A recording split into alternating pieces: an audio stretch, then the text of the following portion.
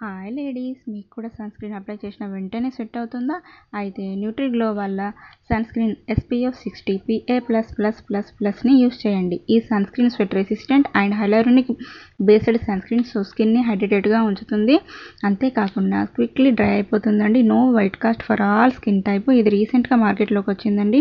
2027 వరకు యూస్ చేయొచ్చు. దీని ఫార్ములా అయితే లైట్గా ఉందండి, త్వరగా స్కిన్లోకి అబ్జర్వ్ అయిపోతుందండి. దీంట్లో 3 వేరియంట్స్ అయితే ఉన్నాయండి.